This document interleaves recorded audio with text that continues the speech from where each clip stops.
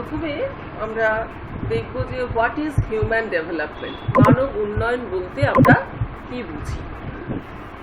এই human development এই কনসেপ্টটা আমাদের ওয়ার্ল্ড ওয়াইড গ্লোবাল ডিসকাশনস, মানে গোটা বিশ্বের লোকেরাই এই সম্পর্কে মানে ওয়াকিবহল, এবং সেই সম্পর্কে আলোচনা করতে গিয়ে দেখা যাচ্ছে যে এটা দুটোর মধ্যে একটা লিঙ্ক রয়েছে। কিসের মধ্যে? একটা ইকোনমিক গ্রোথ অ্যান্ড ডেভেলপমেন্ট। তোমরা এর আগে গ্রোথ অ্যান্ড ডেভেলপমেন্টের সংজ্ঞাতে পড়েছো নিশ্চয়ই, যে গ্রোথ অ্যান্ড ডেভেলপমেন্টের মধ্যে কিছুটা পার্থক্য আছে। হ্যাঁ, গ্রোথ হচ্ছে ইকোনমিক গ্রোথ, যেটা বৃদ্ধি যেটাকে বলা হচ্ছে, জাস্ট মানে অর্থনৈতিক বৃদ্ধি এইরকমভাবে, বা কিছুর ইনক্রিজ অর ডিক্রিজ এরকমভাবে বোঝায়। আর অন্যদিকে ডেভেলপমেন্ট হচ্ছে একটা সামগ্রিক একটা উন্নয়ন, হ্যাঁ, সামগ্রিকভাবে সব কিছুর একটা উন্নয়ন ঘটছে। During the second half of the 20th century, এই সময় থেকেই কিন্তু এটা নিয়ে একটা আলোচনা চলছে। By the early 1960s, there were increasingly loud calls to dethrone GDP. GDP তোমরা গ্রস ডোমেস্টিক প্রোডাক্ট, এটা পড়েছো এর আগে। এই গ্রস ডোমেস্টিক প্রোডাক্ট এর বিচারেই কিন্তু আগে দেখা হতো যে কোনো একটা দেশটা কত এগিয়ে আছে কত পিছিয়ে আছে এরকমভাবে দেখা হতো। সেটা জিডিপিটা মূলত ইকোনমিক গ্রোথ এর উপরে ভিত্তি করে হতো। Economic growth had emerged as both a leading objective and indicator of a national progress in many countries. বিভিন্ন দেশের মধ্যে কে কোন দেশ এগিয়ে আছে সেটা এই জিডিপির ওপর ভিত্তি করে, ইকোনমিক গ্রোথের ওপরে ভিত্তি করে এটা করা হতো। Even though GDP was never intended to be used as a measure of well-being, সেটা এই যে মানুষের যে জীবনগত পরিমাপের, হ্যাঁ বলো, হ্যালো হ্যালো, হ্যাঁ বলো, কিছু বলছো? এই জিডিপিটা আমাদের ওয়েলবিং এর পরিমাপের ক্ষেত্রে কিন্তু কোনোভাবেই ব্যবহৃত হচ্ছে না বা হয়নি।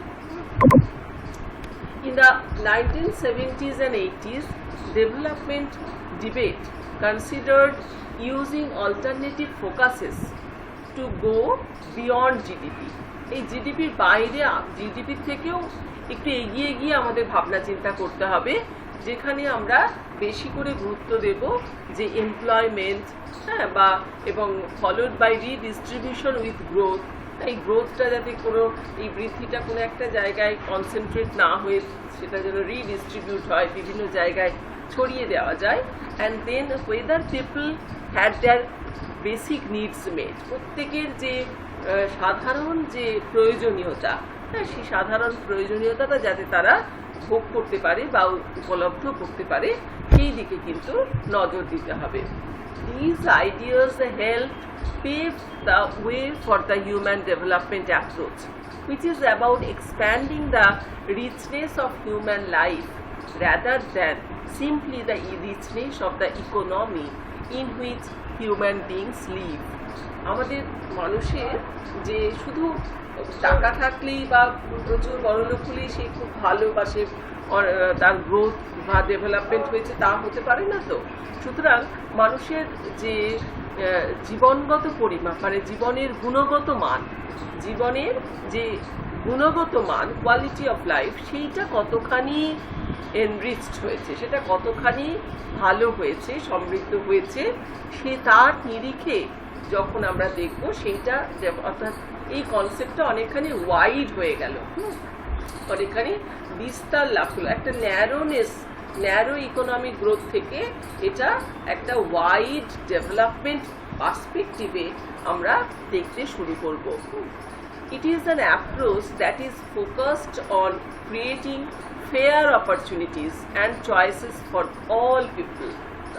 So how do these ideas come together in the human development approach? আমরা কিভাবে এই অ্যাপ্রোচটাকে আনতে পারি, যেখানে আমরা দেখব যে প্রত্যেকে একদম যে অপরচুনিটিগুলো আমাদের সামনে আসছে, গ্রাম শহর নির্বিশেষে, যে কোনো ধর্ম বর্ণ নির্বিশেষে, যাতে সেই অপরচুনিটিসগুলো প্রত্যেকে পায় এবং প্রত্যেকটা মানুষের যাতে সমানভাবে চয়েস করার অপরচুনিটি থাকে, চয়েস করার মানে প্রবাবিলিটি বা চয়েস করার সুবিধে থাকে, সেই দিকে আমাদের লক্ষ্য দিতে হবে।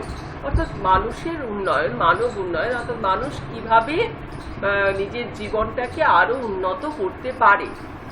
The human development approach focuses on improving the lives of people, মানুষের জীবনের উন্নতি, lead rather than assuming that economic growth will lead automatically to greater opportunities for all। মানে আমরা যদিও আমরা জানি যে অর্থনৈতিক উন্নয়ন ছাড়া সামগ্রিক উন্নয়ন সম্ভব নয়, কিন্তু তাও এই অর্থনৈতিক উন্নয়নটা শুধুমাত্র দেখলে হবে না, তার সাথে সামগ্রিক উন্নয়নটাও দেখতে হবে। অর্থনৈতিক উন্নয়নের থ্রু দিয়ে যেতে হবে এবং সব ধরনের সুবিধে যাতে মানুষ ইকুয়ালি পেতে পারে। Income growth is a important means to development. অর্থাৎ আমরা প্রথমেই দেখবে কোনো একটা জায়গায় সার্ভে করতে গেলে আমরা সেখানকার মানুষের জীবিকার সাথে সাথে ইনকামটা দেখি, সে কতটা রোজগার করে, তার আয় কত, তা আয়ের বৃদ্ধি কতটা হয়েছে। সেই আয়ের বৃদ্ধিটা কিন্তু একটা মিনস অফ, মানে এটা একটা আমরা উন্নয়নের একটা মাপকাঠি বলতে পারি, সেটা আমাদের একটা বিচার্য বিষয়। আমরা কত ধরনের অপরচুনিটি আমাদের রয়েছে, আমাদের কতটা ফ্রিডম রয়েছে, স্বাধীনতা রয়েছে, যে কোনো একটা চয়েসকে অ্যাকসেপ্ট, আমার ইচ্ছে আছে কিন্তু আমি পারছি না, এরকম নয়, মানে ফ্রিডম, আমাদের মধ্যে স্বাধীনতা কতটা রয়েছে অপরচুনিটিগুলো নেওয়ার।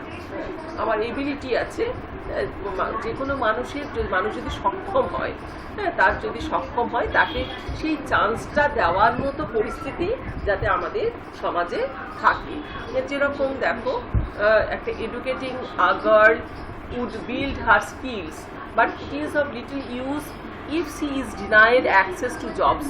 যদি কি হয়, যদি কোনো একটা মেয়েকে শিক্ষিত করা হলো, তার মধ্যে স্কিল ডেভেলপ করা হলো, কিন্তু সে যদি মানে জবের দিকে না গিয়ে সেরকমই যদি সংসারের মধ্যেই সে নিজেকে নিবদ্ধ করে দিল, তাহলে কিন্তু এই এডুকেশনটার কোনো সেই মানে মূল্যটা ততখানি দেওয়া হলো না, ঠিক আছে, or does not have the skills for the local labour market.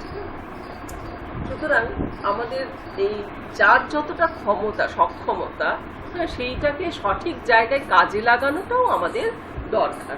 আমি প্রচুর এডুকেশন নিলাম, সরকারের এত টাকা আমরা নষ্ট করলাম, সব কাজে লাগালাম, কিন্তু তারপরে দেখা গেল সেই এত এডুকেশন দিয়ে, এত ডিগ্রি দিয়ে তারা একটা সাধারণ বাড়ির কাজে নিযুক্ত হয়ে গেল, সেটা কোনো আর ইউটিলিটি থাকলো না।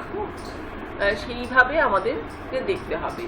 The diagram below looks at aspects of human development are foundational। আমি যে ডায়াগ্রামটা দেখাবো সেখানে আমরা বুঝতে পারবো যে কীরকম ভাবে three foundations for human development are to live a healthy and creative life. এখানে তিনটে ফাউন্ডেশনস রয়েছে যার উপর ধাপ বলতে পারো বা ভিত্তি। আমরা কোনো একটা বাড়ি তৈরি করার আগে তো একটা ভিত তৈরি করা হয় না, তাই মানব উন্নয়নেরও কিছু ভিত আছে। সেই তিনটে ভিত এর উপরে ভিত্তি করে আমরা আমাদের যে হেলদি এবং ক্রিয়েটিভ লাইফ, মানুষের স্বাস্থ্য সম্পদ, তো স্বাস্থ্যটাকে যেরকম গুরুত্ব দিতে হবে, মানুষ যাতে নিজস্বতা, তার মধ্যে ক্রিয়েটিভিটি থাকে, টু বি নলেজেবল, জ্ঞান থাকে, and to have access to resources. আমাদের তোমরা সম্পদের সংজ্ঞাতে পড়েছো যদিও, যে কোনো পদার্থ সম্পদ নয় যতক্ষণ না তার কার্যকারিতা থাকে, কিন্তু সম্পদের কার্যকারিতাও আছে এবং সম্পদটা অ্যাভেলেবেলও আছে, কিন্তু যতক্ষণ না মানুষ তার সংস্কৃতিকে কাজে লাগিয়ে, তার জ্ঞানকে কাজে লাগিয়ে সেটাকে সম্পদে পরিণত না করছে, ততক্ষণ সেটার কোনো ভ্যালু থাকে না। সেজন্য এটার জন্য দরকার অ্যাক্সেস টু রিসোর্সেস। তোমাকে রিসোর্সের অ্যাক্সেসটা দেবে কে? তোমাকে মানুষ দিচ্ছে তার জ্ঞানের দ্বারা, এবং সেই অ্যাক্সেসটা পাওয়ার পরে কি হবে, তার একটা ডিসেন্ট স্ট্যান্ডার্ড অফ লিভিং, তাদের লিভিং স্টাইলটা আরও ভালো হবে। Many other aspects are important too, especially in helping to create the right conditions for human development, such as environmental sustainability or equality between men and women. Environmental sustainability যেটা আমরা সবসময় বলছি যে আমাদের পরিবেশের একটা ভারসাম্য থাকা দরকার এবং পরিবেশটাকে স্থিতিশীল করতে হবে। আমরা পরিবেশ থেকে যথেচ্ছভাবে আহরণ করে নিলাম এবং সেটাকে একেবারে নিঃশেষ করে দিলাম, সেটা করলে হবে না। সেটা স্থিতিশীলতাটাকে বজায় রাখতে হবে, যাতে এনভায়রনমেন্টাল থেকে আমরা আমাদের পরবর্তী প্রজন্ম সেখান থেকে সম্পদ আহরণ করে তারাও যা তাদের স্ট্যান্ডার্ড অফ লিভিংটা ভালো রাখতে পারে সেদিকে আমাদের গুরুত্ব দিতে হবে। এবং তার সাথে পুরুষ এবং নারীর মধ্যে যে সমতা সেইটাকে বজায় রাখতে হবে, সবসময় সেটা মাথায় রাখতে হবে। Equality between men and women, কারণ men and women they are reciprocal relation, তাদের মধ্যে একে অপরের পরিপূরক তারা।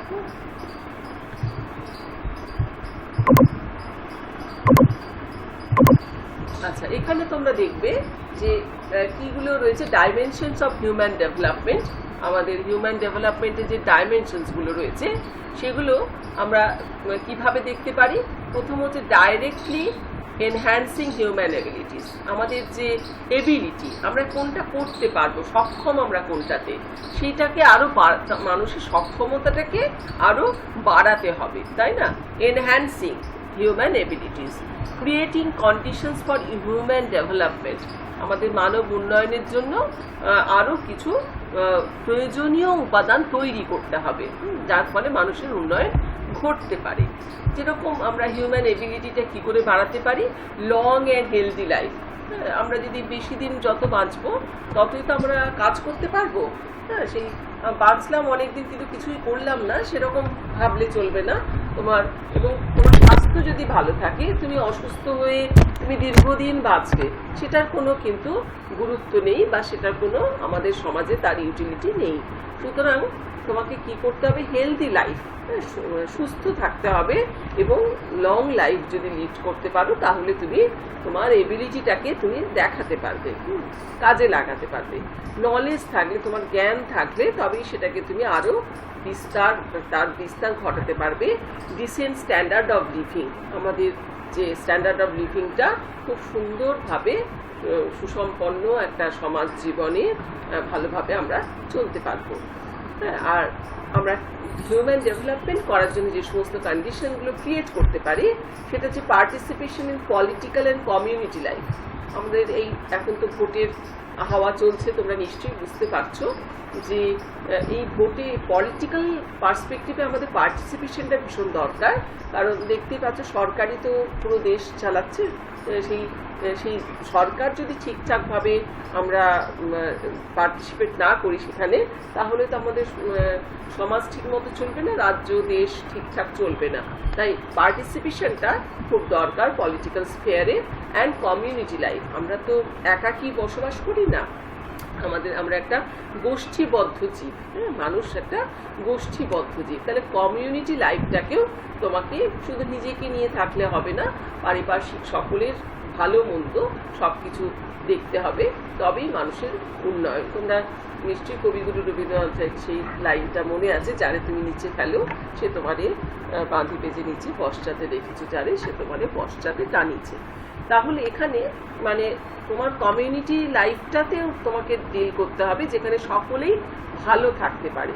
হ্যাঁ, কাউকে ফেলে দিয়ে তুমি এগিয়ে যাওয়া বা কাউকে পিছনে ফেলে নিজেকে এগিয়ে রাখা সেটা নয়।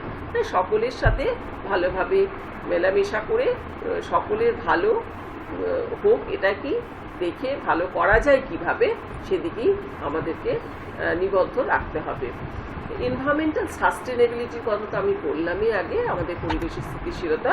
হিউম্যান সিকিউরিটি অ্যান্ড রাইটস, আমাদের সব আছে মনে করো, কিন্তু সিকিউরিটি নেই, তাহলে তো সেটা মিনিংলেস হয়ে গেল। হ্যাঁ, তোমার কাছ থেকে সবই অপহরণ করে নিয়ে চলে যাবে সবাই। তাহলে তোমার সিকিউরিটি দরকার। হিউম্যান সিকিউরিটি মেনটেন করতে গেলে আমাদের যেরকম দেশের সিকিউরিটি মেনটেন হচ্ছে বিভিন্ন একদম পেরিফেরি এরিয়াগুলোতে, আমাদের ভারতবর্ষের যে সীমানাগুলোতে, সেই সীমানাগুলোতে সমস্ত সোলজাররা আমাদের দেশকে রক্ষা করছে, যে প্রতিরক্ষা মন্ত্রকের মাধ্যমে অন্য দেশ থেকে আমাদের দেশকে রক্ষা করছে। সেরকম আমাদের সমাজেও একটা মানুষের সিকিউরিটি দরকার আছে, হ্যাঁ, এবং রাইটস, প্রত্যেকের একটা অধিকার, হিউম্যান রাইটস, মানুষের মানব অধিকার, প্রত্যেকটা জিনিসের আমাদের অধিকার আছে। সেই অধিকারটাকে স্থাপন করতে হবে, তাই না? তাহলেই কিন্তু আমাদের ডেভেলপমেন্টটা হবে। জেন্ডার ইকুয়ালিটি, জেন্ডার ইকুয়ালিটি যেটা মেন উইমেন ইকুয়ালিটির কথা আমি বললাম, সেই জেন্ডার ইকুয়ালিটিটা ঠিক করতে হবে। আর চয়েস আমরা কিভাবে করব? আমাদের যত চয়েস বাড়বে তত আমাদের মানে তোমার অপরচুনিটি আছে বলেই তোমার চয়েসটা বাড়ছে। তোমাকে সেই এনভায়রনমেন্টটা ক্রিয়েট করতে হবে। সুতরাং যত মোর চয়েস হবে তুমি তত সেটাকে অনেক মানে তোমার it is about providing people with opportunities. প্রচুর অপরচুনিটি রয়েছে, যে আমরা বলি না যে ব্যাঙ্গালোর এসব জায়গায় গেলে প্রচুর এমপ্লয়মেন্ট অপরচুনিটি, অর্থাৎ সেখানে কাজের প্রচুর সুযোগ রয়েছে। তাহলে সেই কাজের সুযোগটা আমাদের রাজ্যেই বা কেন হবে না, আমাদের জেলাতেই বা কেন আমরা তৈরি করতে পারবো না?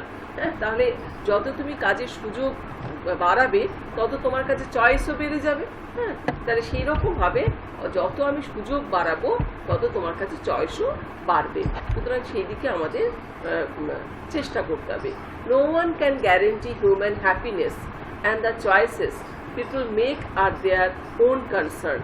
তুমি কিসে সুখী, দেখবে মানুষের সুখ কিসে আসছে, সেটা ভীষণ একটা আপেক্ষিক ব্যাপার, রিলেটিভ ব্যাপার। কেউ দেখবে তার বাড়িতে, এটা আগে বোধহয় কোন একটা এতে আমি বলেছিলাম, উদাহরণ দিয়েছিলাম, যে কেউ হয়তো তার কাছে প্রচুর গয়নাগাটি আছে, সে ভাবছে সে খুব সুখী আর কি, সেটাই তার কাছে সুখ। হ্যাঁ, আবার কারোর কাছে হয়তো প্রচুর বই আছে, হ্যাঁ, সেটাই তার কাছে সম্পদ, সে ভাবছে সেটাতে নিয়েই সে সুখী। হ্যাঁ, এরকমভাবে যার যেটা হ্যাপিনেস, হ্যাঁ, যে যেটাতে সুখী সে সেটা নিয়েই থাকবে। তা সেরকমভাবে সেটা নিজস্ব concern. The process of development, the human development should at least create an environment for people. এই মানুষের উন্নয়ন, এটা মানুষের জন্যই তো, সেই মানুষের পরিবেশটাকে তৈরি করতে হবে, মানুষ উন্নয়নের পরিবেশ তৈরি করতে হবে, individually and collectively.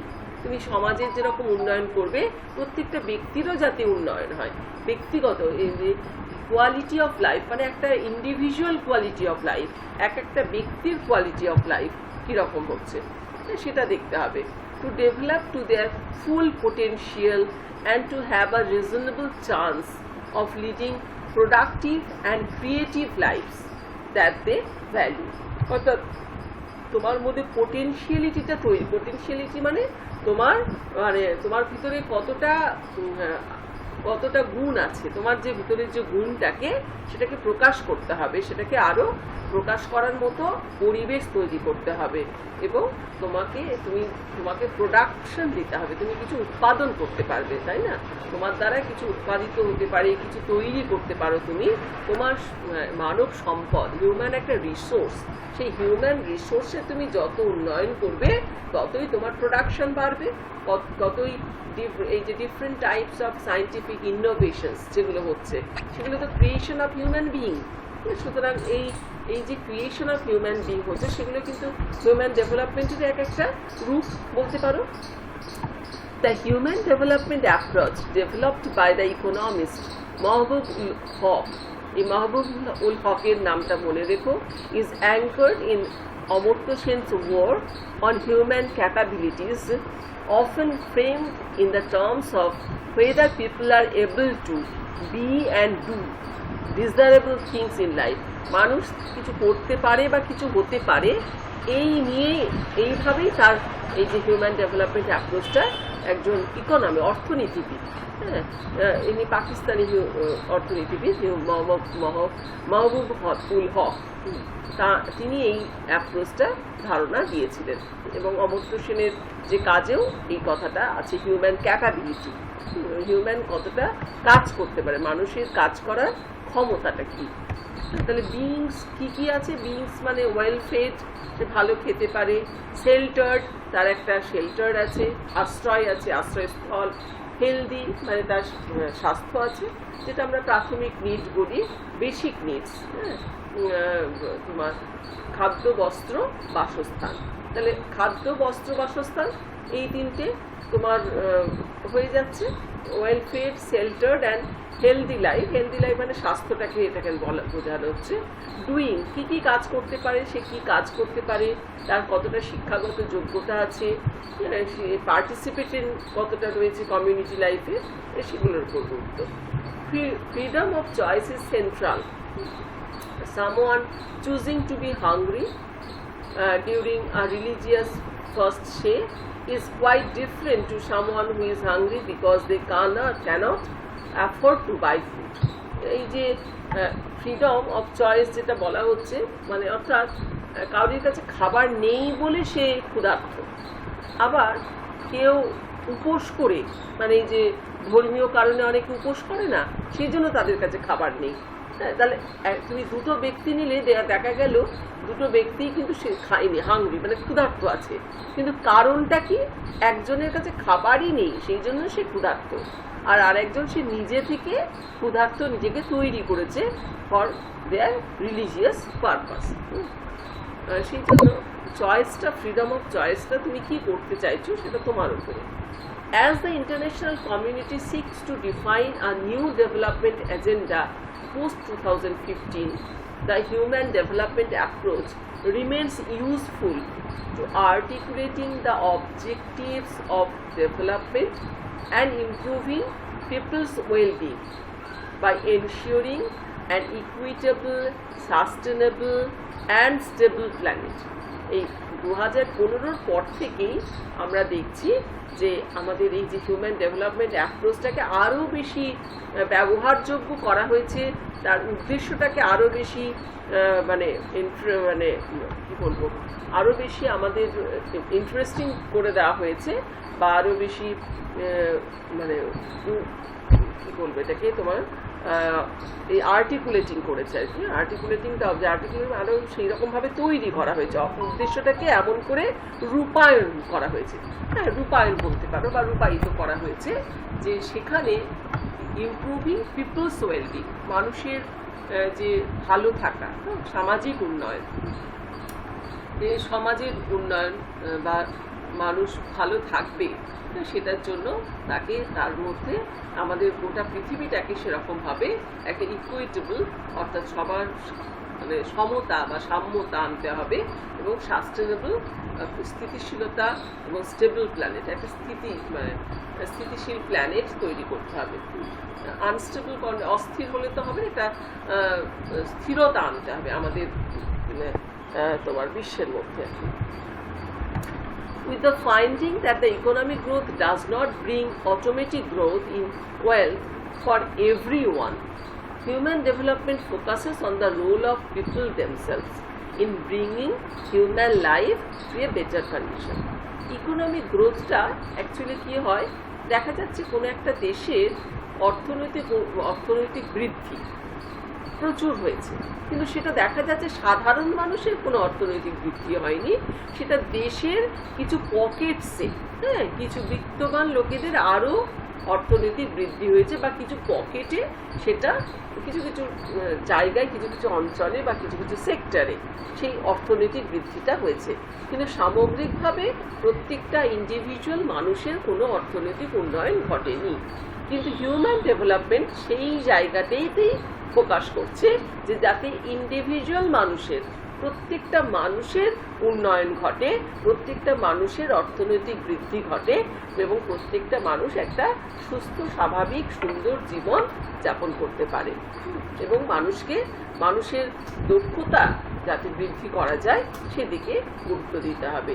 Growth in income is only a tool rather than a final goal. তাহলে গ্রোথটা কিন্তু ফাইনাল গোল নয়, গ্রোথটা হচ্ছে একটা হাতিয়ার, গ্রোথের মাধ্যমে তুমি ডেভেলপমেন্টে হচ্ছে আলটিমেট গোল।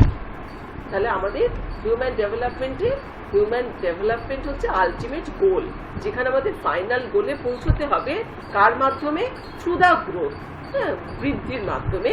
সেটা তোমার ইনক্রিজ, তোমার ইকোনমিক ইনক্রিজের মাধ্যমে তুমি সেখানে পৌঁছতে পারো।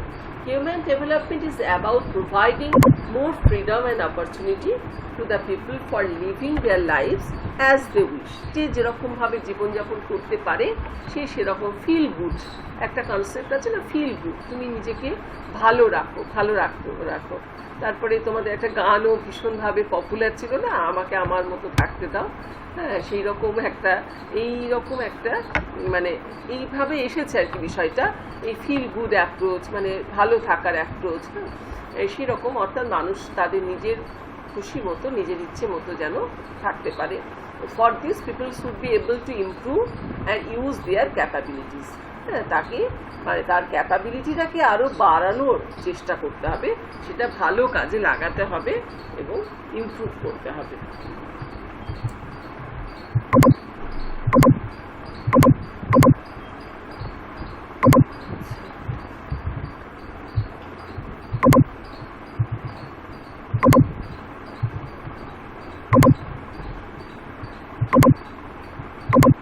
আমরা কোথায় ছিলাম যেন? এখানে ছিলাম, তাই তো? তাহলে এবারে আমরা আসবো, এতক্ষণ আমরা বললাম যে কি, তাহলে হিউম্যান ডেভেলপমেন্টের কি সিগনিফিক্যান্স, কি গুরুত্ব, সেটা আমরা নিশ্চয়ই বুঝতে পেরেছি এখান থেকে। আচ্ছা, এবারে আমরা আসবো, human development is a multi dimensional concept. এটা একটা বিভিন্ন দিক থেকে এটাকে ভাবা হচ্ছে, কোনো একটা পার্টিকুলার একটা মানে ওয়ান ডাইমেনশনাল নয়। যেরকম গ্রোথটা ছিল ওয়ান ডাইমেনশনাল, এটা হচ্ছে মাল্টি ডাইমেনশনাল। হ্যাঁ, the three variables used by United Nations in human development index, এখানে একটা এইচডিআই একটা ইন্ডেক্স তৈরি করা হচ্ছে, constitutes the key dimensions of human development. Human ডেভেলপমেন্টের যে মানে একদম চাবিকাঠি যে ডাইমেনশনসগুলো, সেইগুলো হচ্ছে this key dimensions are a long and healthy life, being knowledgeable and have a decent standard of living. এই তিনটের ওপর আমাদের কনসেন্ট্রেট করতে হবে। তাহলে কি কি হচ্ছে এই থ্রি ডাইমেনশনসটা? যে আ long and healthy life, being knowledgeable and have a decent standard of living, এই কটা আমার কি dimension. When these key dimensions are provided at first, the progress and improvement opportunities in other areas of human life will also grow. যখনই দেখা যাবে এগুলো progress হচ্ছে বা ইমপ্রুভমেন্ট হচ্ছে, তখন দেখা যাবে হোল হিউম্যান লাইফটাই কিন্তু ভালো হচ্ছে।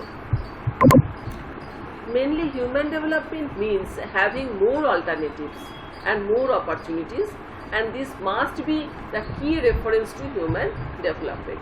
তোমার কাছে অনেক অল্টারনেটিভস থাকবে, এই অপরচুনিটি, চয়েসেস, এর মধ্যে কি অল্টারনেটিভ আছে, তাই না? তুমি এটা এই যে সাবজেক্টে তোমাদের এখন এই যে choice based credit system, CBCS, তোমরা এটা থেকে উদাহরণ বলতে পারো। এই যে সিবিসিএস সিস্টেমে তোমাকে চয়েস দিয়েছে, তোমার কাছে প্রচুর অল্টারনেটিভ আছে, তুমি এই সাবজেক্টটা নিয়ে অন্য সাবজেক্ট নিতে পারো। তোমার এই যে জেনারেল ইলেকটিভ তুমি নিতে পারছো, যে কোনো সাবজেক্ট, তোমাকে সেখানে কোনো বাধা ধরা কোনো সাবজেক্ট নেই যে তোমাকে এটাই নিতে হবে, তোমার কাছে প্রচুর অল্টারনেটিভস আছে। Nobody can guarantee the happiness of human being and the choices which people make in their life concern only themselves. এটা আমরা আগেই বলেছি। তাহলে আমাদের কিছু নেসেসারি কন্ডিশনস, আমাদের এম, অ্যাটলিস্ট যে আমাদের যে এমে যেতে হবে হিউম্যান ডেভেলপমেন্ট, তার জন্য কিছু নেসেসারি কন্ডিশনস দরকার, সেটা ইন্ডিভিজুয়ালি এবং কালেকটিভলি, দুটোর ক্ষেত্রেই আমাদের এটা প্রযোজ্য, দুটোর ক্ষেত্রে আমাদেরকে করতে হবে।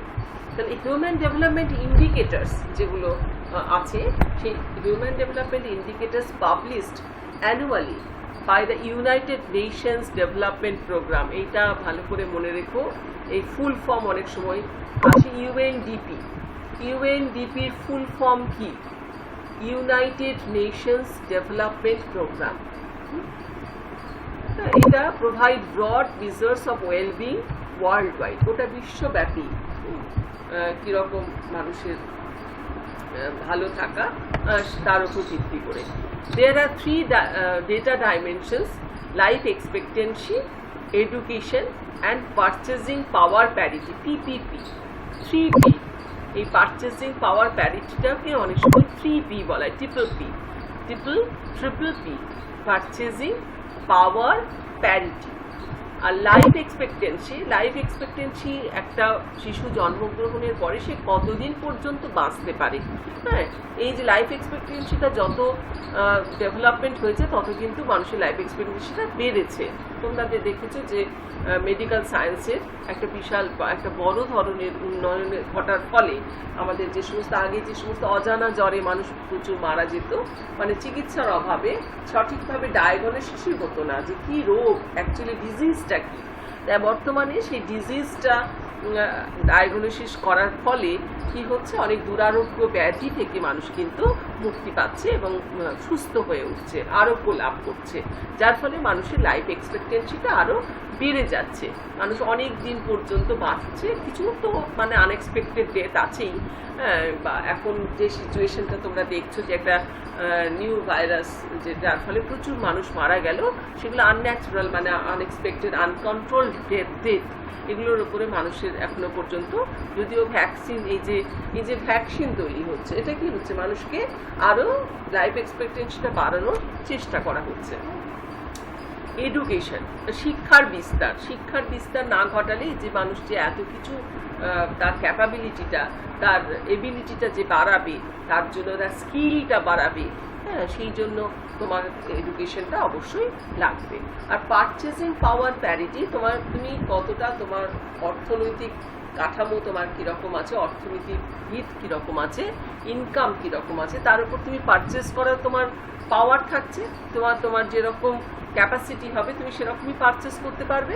সেই পারচেজিং পাওয়ারের মধ্যে একটা প্যারিটি থাকতে হবে, অর্থাৎ সকলের মধ্যেই মানে যেটা বলে না ইনকামের রিডিস্ট্রিবিউশন, সেইটার একটা ব্যবস্থা করতে হবে, যাতে সকলে সেই যে মানুষের যদি কেনার ক্ষমতা না থাকে তাহলে ডিম্যান্ড থাকবে না, তাহলে মানুষের হাতে, এই জন্য আমার মনে পড়ছে না এখন, অর্থনীতিবিদ অমর্ত্য সেন বলেছিলেন না কে বলেছিলেন যে মানুষের হাতে টাকা দাও।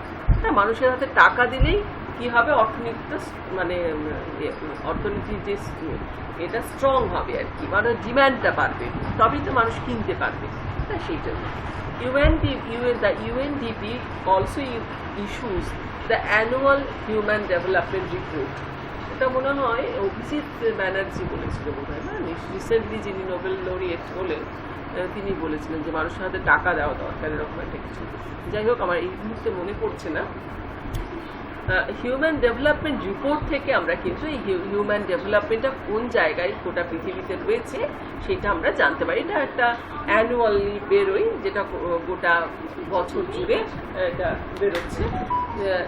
In addition to the main index, the UNDP issues 3 supplementary resources: the Inequality Adjusted HDI, Human Development Index, যেটা ইনইকুয়ালিটিটাকে অ্যাডজাস্ট করতে হবে, যে মানে যে তোমার বৈষম্য রয়েছে সেটাকে ঠিকঠাক আনতে হবে।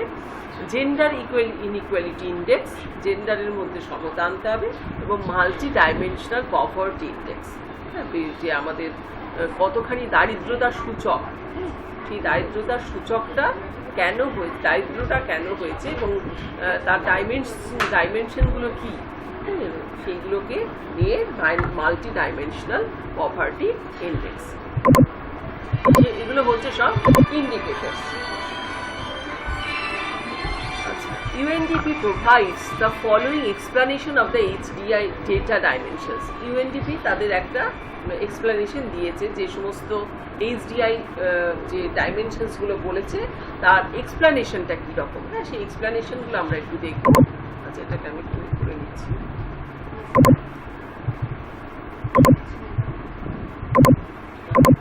আচ্ছা, কীরকম এক্সপ্লেনেশন? এই যে লাইফ এক্সপেক্টেন্সি অ্যাট বার্থ, এটা বলতে কি বোঝায়? তোমাকে যদি বলা হয় what do you mean by life expectancy at birth, সেটা ইউএনডিপি এরকমভাবে এক্সপ্লেনেশন দিয়েছে যে number of years a newborn infant could expect to live, একটা শিশু যে জন্ম গ্রহণ করেছে সে কতদিন পর্যন্ত বাঁচতে পারে, expect to live if prevailing patterns of age specific mortality rates at the time of birth remain the same. Age specific mortality rate মানে হচ্ছে যে একটা মর্টালিটি রেট, যে তোমার মৃত্যু হার, সেই মৃত্যু হারটা একটা এজের মৃত্যু হার তো নির্দিষ্ট থাকে। মনে করো শিশু এবং বয়স্ক এদের যেমন মৃত্যু হারটা খুব বেশি থাকে, মাঝামাঝি যে এজ গ্রুপ সেই এজ গ্রুপে মৃত্যু হারটা অনেকটা কম হয়।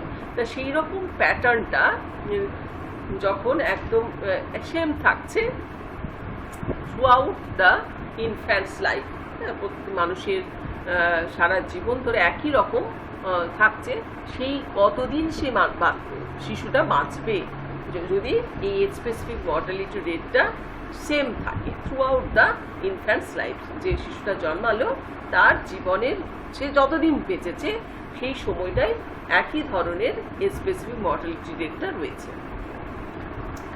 মিন ইয়ার্স অফ স্কুলিং, ওই যে এডুকেশন, ওটাকে তোমার পরিমাপ করার জন্য মিন ইয়ার্স অফ স্কুলিং এই ইন্ডিকেটরটা কিভাবে আমরা কাজে লাগাবো, যে average number of years of education received by people ages 25 and older. এই কোন একটা পার্সনের 25 বছর বা তার বেশি হয়েছে, সে কত বছর সে এডুকেশন নিয়েছে, average number of years of education received, হ্যাঁ, সে কত বছর নাম্বার মানে এডুকেশনটা নিয়েছে। Converted from education attainment levels using official durations of each level. আমাদের তো অফিসিয়াল তো ডিউরেশন আছে, তোমরা সকলেই জানো, মাধ্যমিক এত বছরে হয়, উচ্চ মাধ্যমিক এত বছর, হায়ার সেকেন্ডারি গ্র্যাজুয়েশন এত বছর, সেই যে একটা অফিসিয়াল ডিউরেশনস আছে সেই ডিউরেশন অনুযায়ী সে কোন লেভেলে পড়ছে, তার এডুকেশন অ্যাটেনমেন্টটা কোন লেভেলে আছে সেটা ওখান থেকে বোঝা যাবে।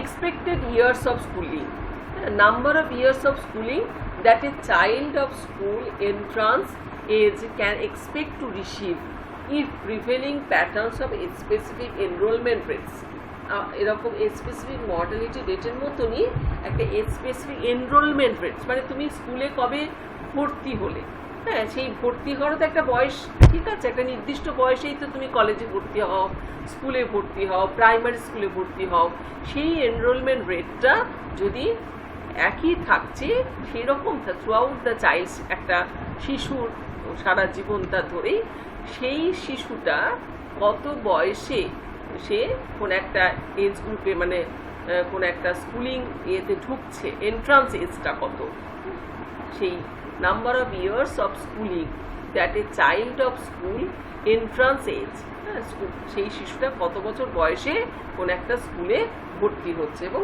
সে কত বছর সেখানে পড়াশুনো করছে, তার উপর ভিত্তি করে কিন্তু আমাদের ইন্ডিকেটরসগুলো ঠিক হচ্ছে।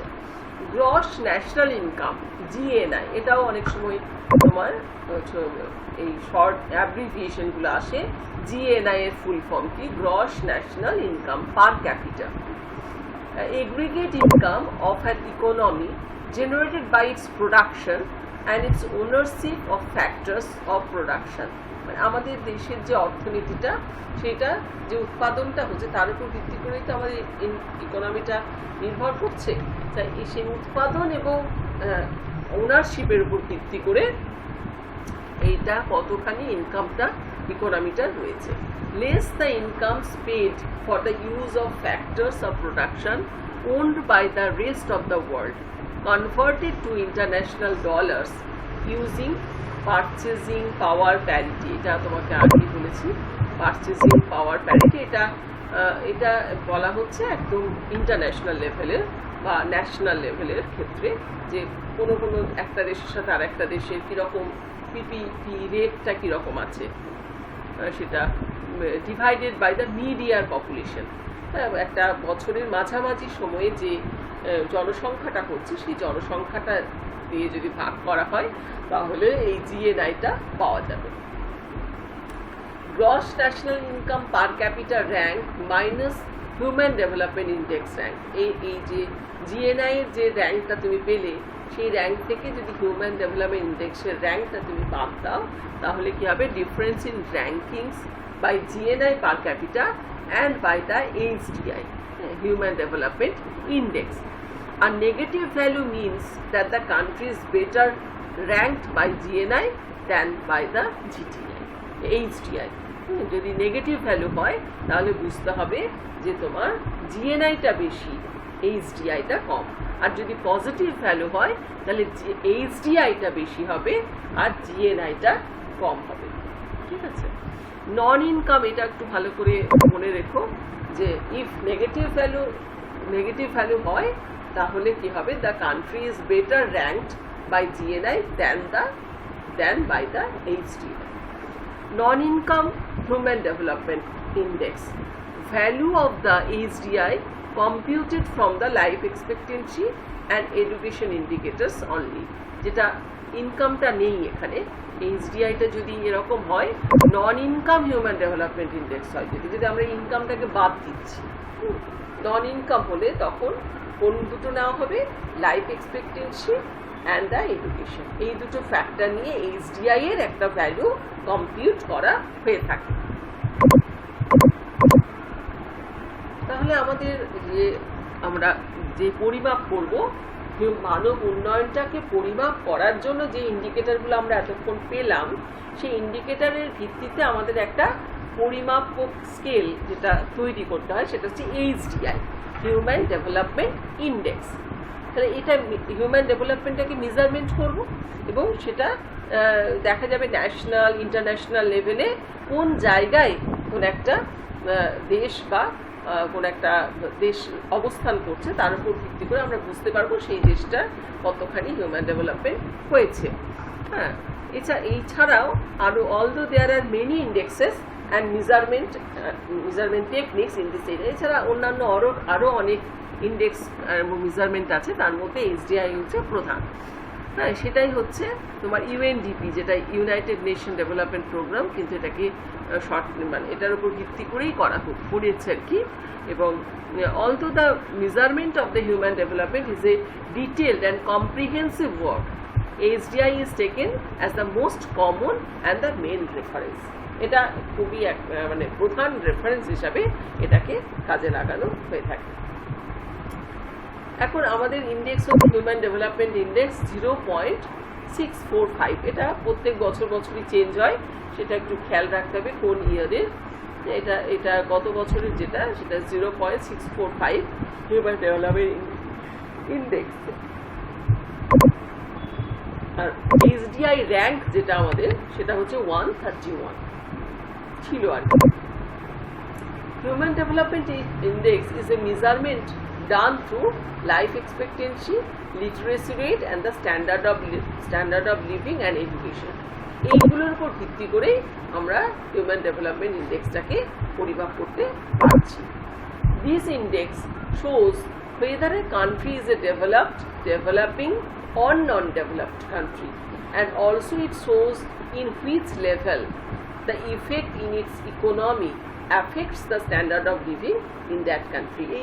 লাস্ট লাইনটা খুব ইম্পর্টেন্ট, যে যেখানে আমরা তো বুঝতে পারছি যে কোনটা ডেভেলপ, কোনটা ডেভেলপিং, নন ডেভেলপ, এটা যেরকম দেখছি, তার সাথে আমরা এটাও বুঝতে পারছি যে মানে কোন লেভেলে সেখানকার অর্থনীতিটা তাদের স্ট্যান্ডার্ড অফ লিভিংটাকে অ্যাফেক্ট করছে।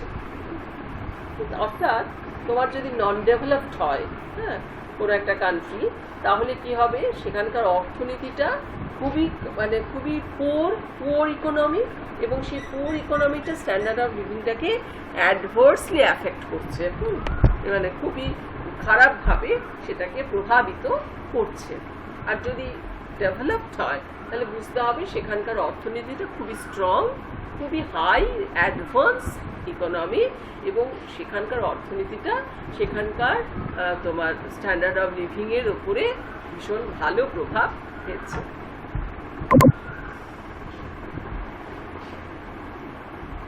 আচ্ছা, এইটা উনি এই হিউম্যান ডেভেলপমেন্ট ইন্ডেক্সটা দিয়েছিলেন 1990-তে, আর যে পরে যে রিপোর্টটা বেরিয়েছিল সেটা 1993-তে, যেটা ইউনাইটেড নেশন ডেভেলপমেন্ট প্রোগ্রাম যে রিপোর্টটা বের করেছিল সেটা 1993-তে। এখানে আমরা যে সমস্ত বিষয়গুলো আলোচনা করেছিলাম যে long and healthy life, knowledge, decent standard of living, সেগুলোই এই মানে তোমার ডাইমেনশনসের মধ্যে রয়েছে এবং যার ভিত্তিতেই আমরা ইন্ডেক্সটা করছি। তাই human development in our country, আমাদের কান্ট্রির কীরকম হিউম্যান ডেভেলপমেন্ট রয়েছে সেইগুলো যখন আমরা জানবো, তখন যেটা তোমাদের আমি ডেটাটা দেখালাম যে 187 countries were listed in Human Development Index in 2015. The country with highest HDI score is Norway. এই নরওয়ে হচ্ছে সব থেকে HDI স্কোরটা বেশি, and the lowest HDI score belongs to Niger. দুটোই এন দিয়ে, কিন্তু একটা নরওয়ে একটা নাইজার, একটা নর্থে একটা সাউথে। According to UNDP's Human Development Indices and Indicators 2018 statistical update, Turkey has been listed as 64th in the index and placed at the high human development level. ওই যে লেভেলের কথা যেটা বলা হলো, সেই এটা 64th আছে, কিন্তু হাই ডেভেলপমেন্ট লেভেল। আর আমাদের আমরা যেটা দেখেছিলাম, আমাদের রয়েছে তোমার 131, তাহলে সেটা মিডিয়াম হবে নিশ্চয়ই, কারণ 187-এর মধ্যে 131 মানে মিডিয়াম টু পোরের দিকে, একেবারে শেষের দিকেই আসছে। সুতরাং আমাদের হিউম্যান ডেভেলপমেন্ট ইন্ডেক্সটা খুব একটা ভালো কিছু আমরা দেখছি না। আচ্ছা, এই পর্যন্ত কি বুঝতে পারা গেছে? কোনো অসুবিধা আছে? আচ্ছা, কারা বেরিয়ে যাবে বলেছিলে তারা বোধহয় চলে গেছে।